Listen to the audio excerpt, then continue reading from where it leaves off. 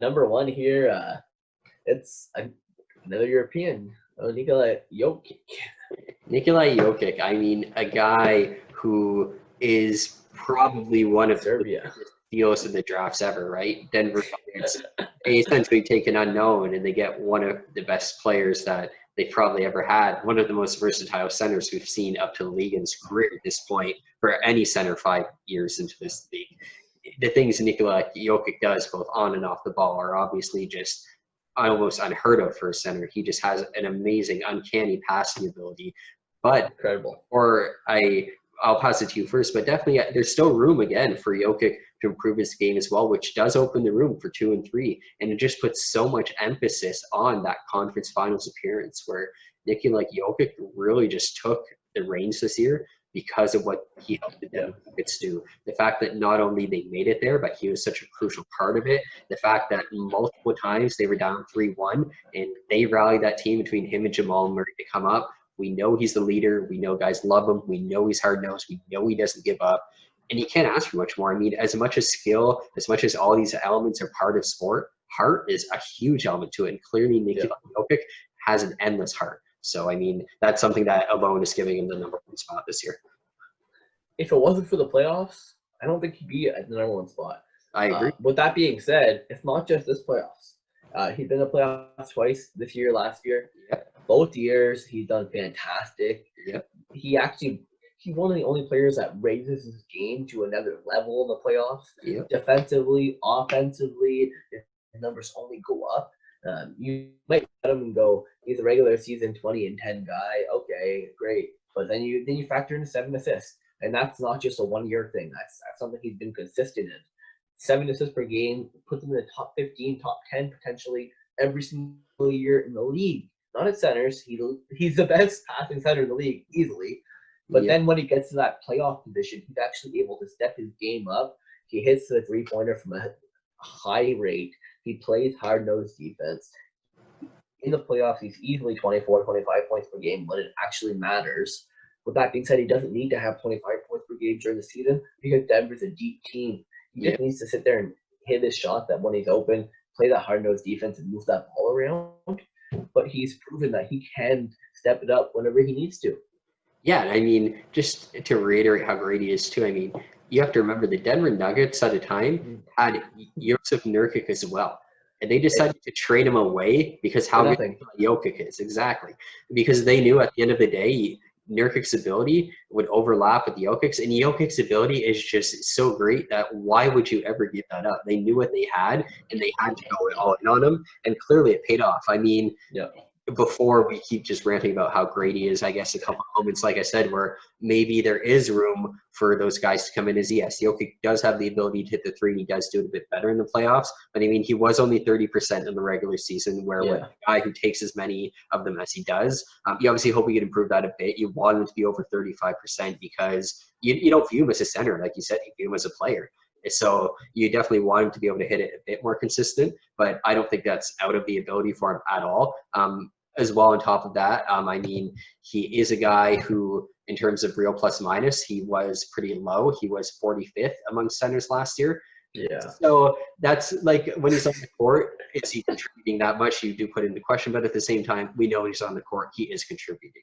Where maybe that's just a faction of the Denver Nuggets had a lot of close games last year, and we have to look deeper into that. That's very possible. But at the end of the day, like we said, when Nikola Jokic has to win, they find a way to win. And so we can't sit here and knock things like plus minus, whatever it may be, because they found a formula to make it work. He found himself at number one, and he has the ability to keep doing it. I mean, imagine if he averaged a triple-double. That would be – it's not out of the question either, because he loves to pass the ball. He loves to improve that ability. As much as he's improved his scoring in other elements, I think when people started to respect his passing, he started to respect it more too, and he just kept working and working and working. And I mean, he could do stuff point guards could do. It's amazing. Yeah, and he's got that amazing offensive IQ. He's a fantastic player, like you say. He fits in that role. As much as Jamaal Murray really stepped up in the playoff last year, Jokic is the leader of that team. Yeah, he is the leader on offense and defense.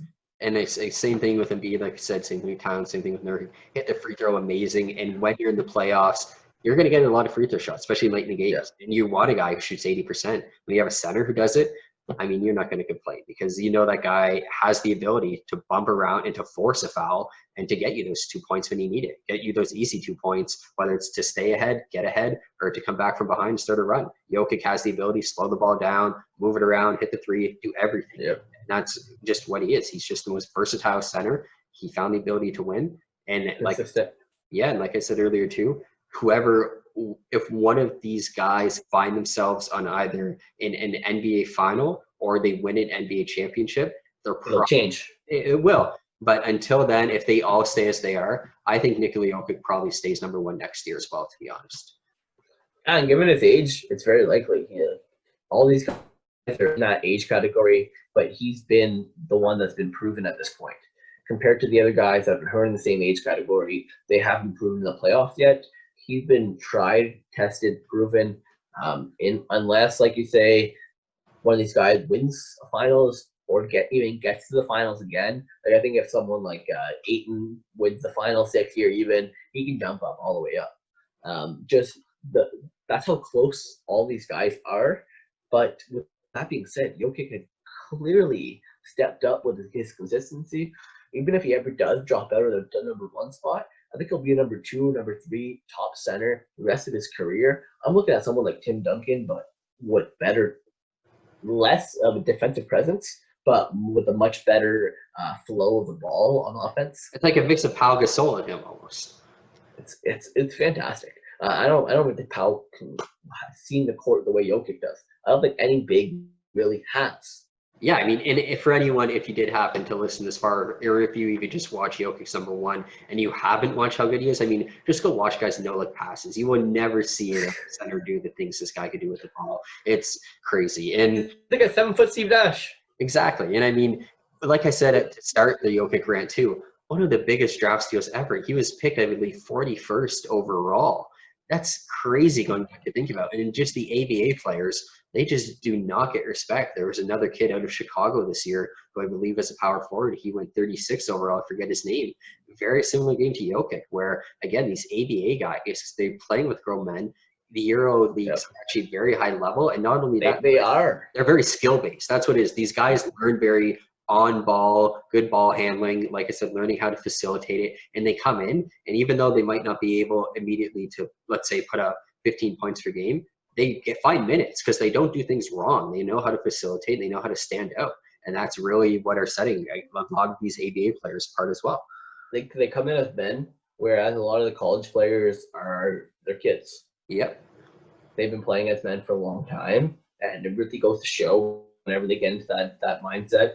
I think of someone like Doncic, who averages 10 assists per game, playing over in the Euro League. I think of that when I think of someone like Jokic. So I don't really think he can even improve upon that. I don't think that team even needs a true point guard. Jamaal Murray is technically the point guard shooting guard, but they don't need that true point guard because Jokic is that good and he's that versatile. He moves up and down the court well enough to be able to be in that position. He is, again, I like to think back on Marc Gasol because he averages 4 or 5 assists per game, but Marc Gasol wasn't able to realize that aspect of his game until later on in his career, whenever his other athletic abilities faded. Jokic, his athletic abilities are right at top of his prime right now. He's going into his years 25, 26, 27 years, which we've seen centers dominate, and I can't see him regressing. Yeah, and I feel like for some reason people also feel like he's always soft on the defensive end. But I feel like if you even just touch Nikola Jokic, you would feel like he's just a rock. Like this guy just looks like he's made of wood. I mean, he hasn't had a lot of injuries yet. There's no reason to think he's soft. So I feel like just because he's not a force like the guys like Anthony Davis and such, people feel like a different player. Exactly. He doesn't need to be that guy. Exactly. And it's not like he gets pushed around either. Like we said about Embiid, good defender. And it's like you said about Towns, just needs to get into that level of good defender. And then we could really start considering him here as well. Yeah, I think whenever, like I say, these guys are going to be interchangeable. Jokic is right up there right now, mainly because of his playoff performance. Whenever it comes to regular season, I think that whenever we do reflect on what we were just talking about today, there's a chance of him going down. With that being said, I don't ever see him going down past number 2, potentially number 3 if the other two guys are at an MVP level. But other than that, he is the best center in the league, hands down. Yeah. I mean, I'd probably say like worse, maybe number 5 if he has a year where Denver's down. Let's say Murray gets injured, he gets like 16, 8 and 3, 16, 8 and 4, which is a down year. Maybe out of 8 and they have great years, and the other two guys stay up. You put them at 5. But I mean, like we said, all these guys really good players, great players. Love to have them all super young. Imagine they just all keep improving too. I mean, who knows? Center's probably it. We started with center, I feel like, because we were least excited about it. And then as we got into it, it's just like, wow, there's actually a lot of good players here. It's almost, not to ruin the other positions, but I mean, I feel like 1 through 25, it's possibly the deepest position. Yeah, like I wouldn't deny that.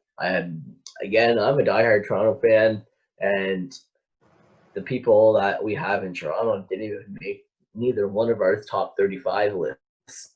That's how deep this team is. That's how deep this position is. What? We had Ibaka.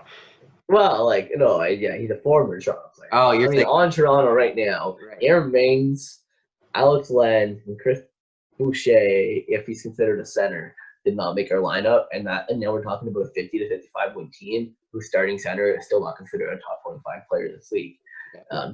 Just that goes to say how deep this is, and that's not the only team that has a center that's a very competitive team that has a center that's not even considered a force in this league.